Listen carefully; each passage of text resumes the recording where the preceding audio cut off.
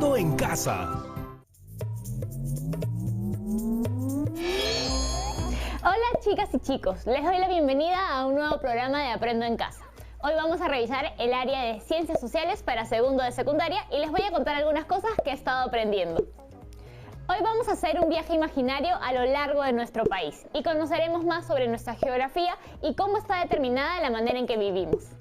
También veremos de cerca la flora, fauna y la obra de la humanidad, en lo que respecta a las vías de comunicación. Atentas y atentos, estoy segura de que les va a gustar mucho este programa. Y no se olviden de tomar nota porque solo así podrán responder el reto de hoy. ¿Ya están listos? Muy bien, ahí va el video. El Perú es uno de los 17 países con mayor diversidad de todo el mundo. Pero ¿qué les quiero decir con esto?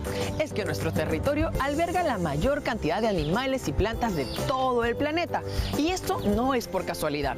Y por eso el día de hoy vamos a hablar de todos los beneficios que nos brinda la geografía peruana. Así que préstale mucha atención al siguiente video. Perú. Tantas veces Perú. Pero ¿de dónde proviene el nombre Perú? A ver, cuenta la historia que la palabra Perú deriva de virú.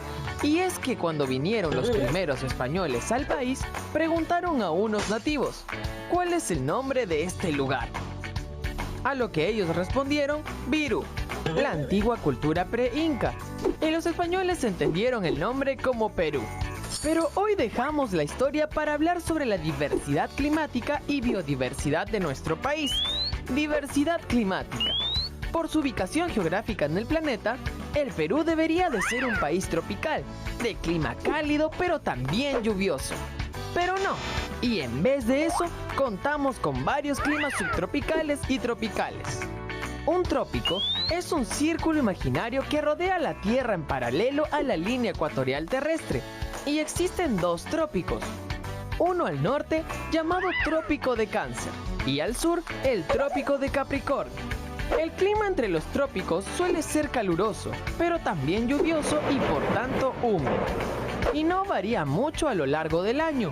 Y las zonas subtropicales son las que se ubican fuera de los trópicos. El clima es más seco en verano y con heladas en invierno. Y aunque el Perú se encuentra en una zona tropical, también manifiesta climas subtropicales. ¿Sabes por qué? Debido a tres factores: la cordillera de los Andes, las corrientes marinas de Humboldt y las masas de aire. La cordillera de los Andes. Se trata de una gran cadena de montañas que va desde el sur de Argentina, Chile, Bolivia, Perú, Ecuador, Colombia y parte de Venezuela. Y su pico más alto se ubica en Argentina, con más de 6.900 metros de altura. ¿Cómo influye esta cordillera en el clima? Verás, Henry, si un alpinista empieza a escalar por la cordillera de los Andes, poco a poco empezará a experimentar humedad, fuertes lluvias y falta de oxígeno. Bueno, tampoco tanto. Otra característica de las zonas altas de la cordillera es que es más frío y glacial, mientras que en las zonas bajas es seco y caluroso, y que al lado oriente, donde se encuentra la extensa llanura amazónica, el clima es mucho más húmedo. La extensa cordillera de los Andes impide que los vientos cálidos y húmedos del Atlántico vengan hacia la costa. Debido a esto, se debe la extensa selva de la Amazonía, donde el calor y las lluvias son muy intensas. Otra causa de la diversidad climática en nuestro país se debe a la corriente de Humboldt, o también llamada corriente del Perú. Se trata de una extensa corriente marina de aguas muy frías que recorre toda la costa del Perú. Veamos de qué se trata. La corriente de Humboldt lleva el nombre del naturalista alemán Alexander von Humboldt, quien en el año 1800 estudió este importante fenómeno. Humboldt. Hay una corriente oceánica en dirección sur a norte, originada por el ascenso de aguas profundas muy frías a lo largo de la costa de América del Sur. Por eso, la temperatura del mar oscila entre 13 y 17 grados centígrados. Este fenómeno ocasiona que el cielo esté cubierto de neblina, no llueva mucho y el terreno sea árido.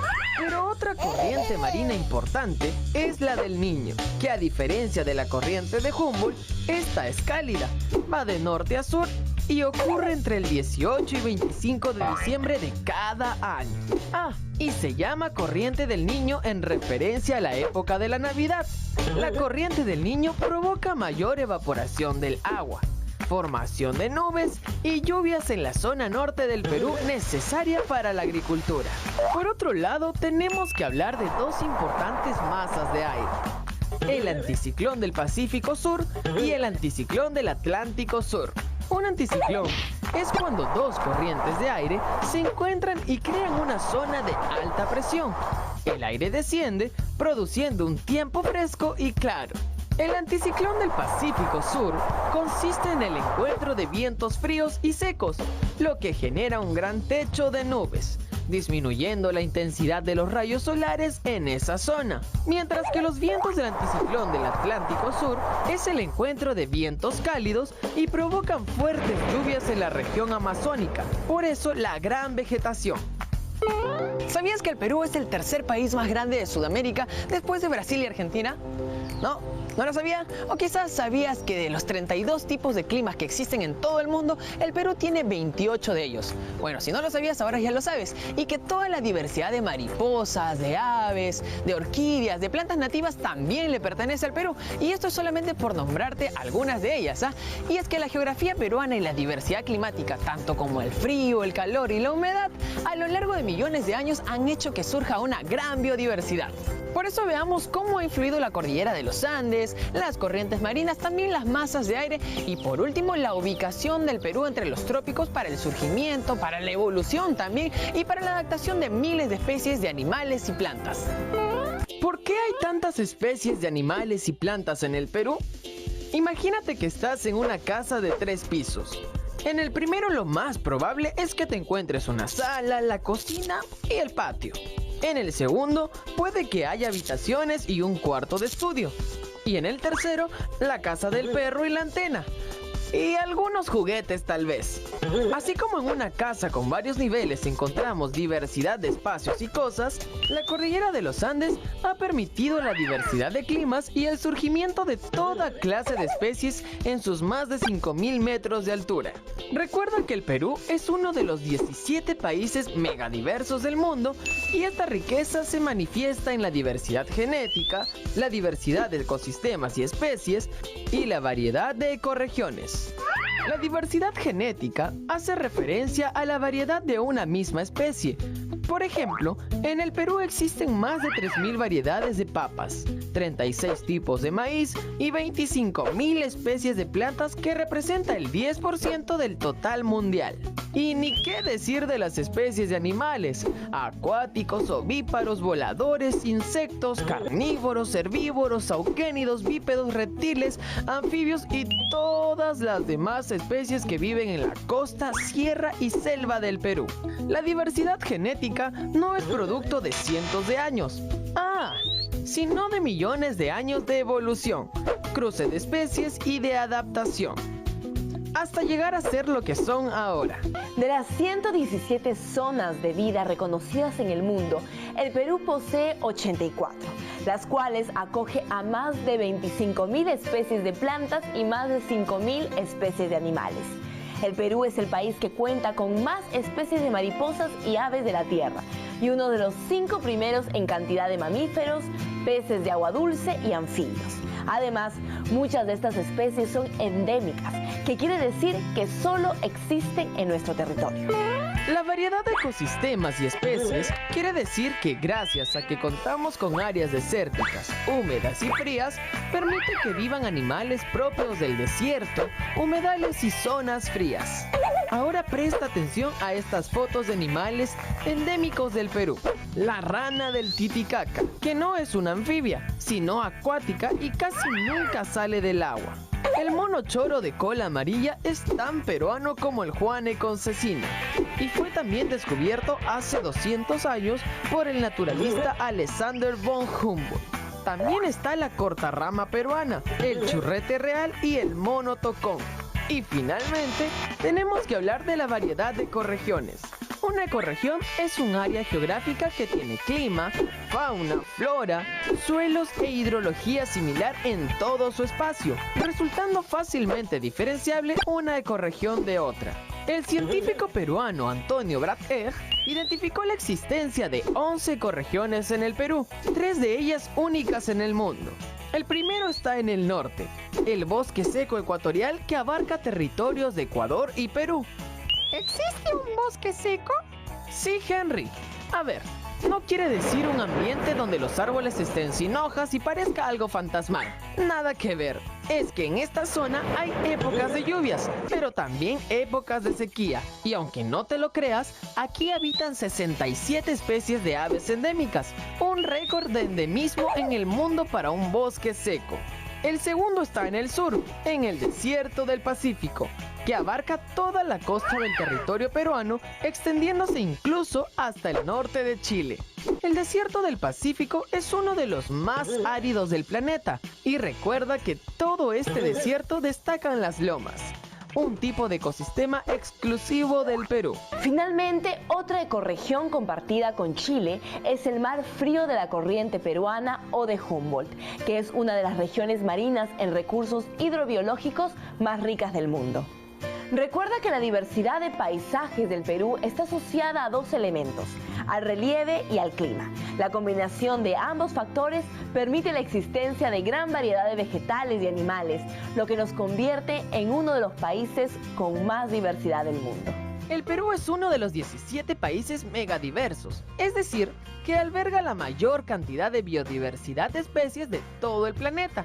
Y esto ha sido posible gracias a 3 factores: la cordillera de los Andes, las corrientes marinas y las masas de aire. La cordillera de los Andes es una extensa cadena de montañas que atraviesa 7 países, incluido el Perú. Esta cadena de montañas permite diferentes altitudes, generando áreas secas, frías y otras más húmedas. La corriente de Humboldt proviene de sur a norte y permite que emerjan aguas frías del fondo del océano, permitiendo una gran variedad de especies marinas. Y las masas de aire a ambos lados de la cordillera de los Andes. En el occidente, el anticiclón del Pacífico, y en el lado oriental, el anticiclón del Atlántico Sur. Estos fenómenos naturales permiten que de las 117 zonas de vida en el mundo, el Perú cuente con 84. Tengamos 11 variedades de ecorregiones y seamos el país con más especies de aves y mariposas sobre la Tierra. Uno de los 5 primeros en cantidad de mamíferos, peces de agua dulce y anfibios.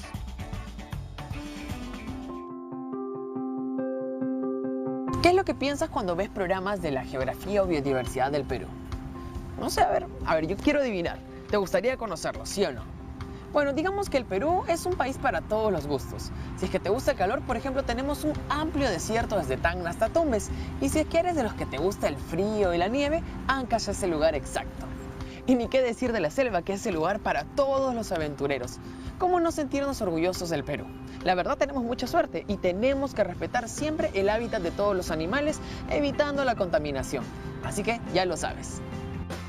¿Sabías que el río Amazonas es el más largo y caudaloso del mundo? Este río nace a más de 4.800 metros de altura en el departamento de Arequipa y desemboca en el Océano Atlántico, atravesando gran parte de Perú, Colombia y Brasil. En 1996, los científicos revelaron que el Amazonas mide 7.020 kilómetros, mientras que el río Nilo en África mide 6.670 kilómetros.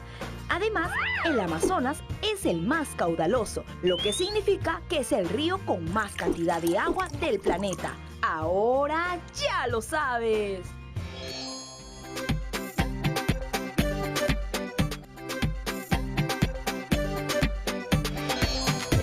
A diario decenas de camiones llegan a nuestra ciudad trayendo una gran variedad de productos. Por ejemplo, el principal productor de arroz del Perú es Lambayeque, que está en la costa. El principal productor de plátano se encuentra en la selva y es Loreto. Y el principal productor de maca es Junín, que está en la sierra. Y estos productos y otros más llegan a la bodega de tu barrio o al mercado de tu distrito gracias a las pistas y carreteras que conectan en las principales ciudades de todo nuestro país. Pero, ¿cómo funciona y cómo están unidas las redes viales en el Perú? Te cuento eso y más en el siguiente video. ¿Qué es lo primero que se te viene a la mente cuando oyes redes viales? A ver, veamos. Pensemos.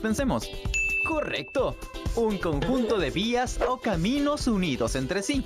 ¿Y sabes por qué son importantes las redes viales? Por ejemplo, una red de vías permite que tú puedas ir de tu casa al colegio, que tus padres vayan al trabajo o que en las vacaciones puedas irte de viaje a cualquier parte del Perú. Pero ahora veamos cómo eran las primeras redes viales que surgieron en nuestro país. Mucho antes que los incas, existieron otras culturas, conocidas como culturas pre-incas, como los Wari o Tiahuanaco. Estas dos civilizaciones tuvieron la genial idea de conectar pueblos a través de caminos, a veces solo de tierra y otros con bloques de piedra. Posteriormente, cuando los incas empezaron a conquistar al resto de pueblos de Sudamérica y al mismo tiempo que construían enormes ciudades de piedra, también crearon una red de caminos que conectaba a los distintos pueblos con el Cusco, la capital del Tahuantinsuyo. Estos caminos fueron construidos de piedra. Su anchura podía ser desde hasta 8 metros de ancho y se calcula que su extensión llega hasta los 60.000 kilómetros. Según el historiador peruano José Antonio del Busto, estos caminos permitían la comunicación entre los pueblos, el intercambio de productos, un mejor modo de administración y para un tipo de mensajeros incas conocidos como chasquis. Sí, Henry, los chasquis eran jóvenes mensajeros del Inca, entrenados para recorrer varios kilómetros durante el día o incluso de noche. Alucina que Hernando Pizarro, el hermano de Francisco Pizarro, escribió en una carta: el camino de la sierra es cosa de ver, porque en verdad, en tierras tan fragosa, en la cristiandad no se ha visto tan hermosos caminos. Hasta los conquistadores se quedaron asombrados. El historiador José Antonio del Busto explica que el Inca Huayna Cápac fue quien mandó a construir y mejorar las vías de su imperio. En algunas partes, estos caminos fueron construidos con tanta precisión que siguen siendo utilizados en la actualidad. Como ves, toda civilización necesita estar comunicada con otra para poder desarrollarse. Y las vías de transporte juegan un papel muy importante. Con el aumento de la población, nuestras necesidades también han aumentado, lo que nos ha llevado a crear complejas redes viales que nos permite una mejor comunicación. Así como los incas tuvieron una red de caminos, en otras culturas importantes también desarrollaron complejos caminos, como las calzadas romanas o los caminos en el monte Huangshan, en China. Ahora te das cuenta que las vías de conexión han sido muy importantes desde siempre, ¿verdad? Ahora, chequea cómo han evolucionado las redes viales en nuestro país. Las redes viales están conformadas por el conjunto de vías terrestres, marítimas y aéreas. Esta red vial permite la interacción de un pueblo con otro, una ciudad con otra, un país con otro y hasta un continente con otro. Las redes viales son muy importantes porque permite intercambio comercial entre productores y consumidores o entre vendedores y compradores. La red vial permite el flujo de los recursos y asegura la movilidad de la población, además de permitir el acceso a tecnologías y a servicios básicos como de salud o educación. Retos viales. Como ya sabes, en nuestro país existe una gran cadena de montañas llamada la Cordillera de los Andes, que da origen a una gran diversidad de climas. A un lado seco, en medio frío y al otro lado húmedo.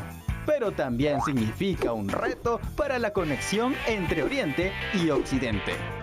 Otro reto para la construcción de vías en el Perú es la Amazonía, y creo que te darás cuenta de por qué. Primero, porque el clima es cálido, pero con mucha lluvia, y eso crea inundaciones. Segundo, porque hay mucha vegetación. Y tercero, porque tiene zonas montañosas, con pendientes bastante empinadas. A lo largo del tiempo, desde los incas, las colonias, la era republicana y hasta tiempos modernos, se han desarrollado diferentes ejes viales. Algunas de las vías terrestres más importantes del país son la carretera panamericana, la carretera central y la carretera Fernando Belaúnde Terry. La carretera panamericana atraviesa toda la costa del Perú y se llama Panamericana porque recorre toda América, desde Alaska, en Estados Unidos, hasta Chile. La carretera central va desde la ciudad de Lima hasta la ciudad de Pucallpa, en la selva. La carretera Fernando Belaúnde Terry se llamaba antes Carretera Marginal de la Selva y une los poblados del oriente del país. Recuerda que la Panamericana atraviesa toda la costa del Perú. La carretera central va desde Lima hasta la selva y la carretera Belaúnde Terry conecta las principales ciudades y pueblos de la selva. Estas son las tres principales carreteras del Perú. Por otro lado, aunque las carreteras se han ido convirtiendo con el tiempo en la principal vía de transporte, los ferrocarriles han tenido mucha importancia en el siglo XIX. Es más, en 1851 se construyó el primer ferrocarril de Sudamérica. Y adivina dónde fue. En Perú. Ahora ya lo sabes. Ahora es momento de seguir hablando y conociendo de otras redes viales y de la importancia de los ejes viales. Y todo esto te lo cuento en el siguiente video. Los países latinoamericanos poseen una infraestructura de transporte regional muy dependiente de las carreteras, ya que los sistemas de trenes y vías fluviales no cuentan con un avanzado desarrollo de comunicación y presentan interconexiones débiles entre países. Henry, ¿tienes la aplicación de Google Maps en tu celular? ¿Sí? ¿Alguna vez lo has usado? ¿No? Ay, Henry, chequea pues. Gracias a Google Maps podemos ver las calles y avenidas para llegar a un destino. Pero si nos vamos a la frontera, también nos muestra los corredores viales internacionales. Estos corredores viales cumplen dos funciones: permitir el tráfico internacional y permitir el flujo de mercancías que circulan al interior de los diferentes países. En cuanto a las vías de comunicación acuáticas, en el Perú se realiza por el mar, ríos navegables y lagos. Gracias al acceso al mar, se pueden exportar o importar productos. Los puertos de Talara y Paita son los más importantes, ubicados en Piura. La navegación fluvial se realiza en el río Amazonas, que se conecta con los otros ríos de Ucayali, el Marañón y el Guayaga. Y la navegación lacustre solo es activa en el lago Titicaca, entre los puertos de Puno, en Perú, y en Huayqui de Bolivia. Hoy aprendimos que varias culturas del mundo desarrollaron vías de comunicación terrestres para posibilitar la comunicación. Los incas destacaron en este sistema al construir extensos caminos que conectaban pueblos lejanos con el Cusco, la capital del imperio del Tahuantinsuyo.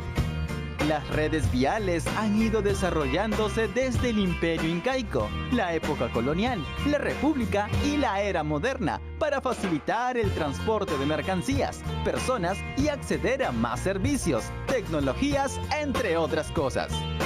Recuerda que las vías terrestres más importantes de nuestro país son la carretera panamericana, que atraviesa toda la costa, desde la frontera con Ecuador hasta la frontera con Chile, la carretera central, que va desde Lima hasta Pucallpa, y la carretera Fernando Belaúnde Terry, que une los poblados del oriente del país.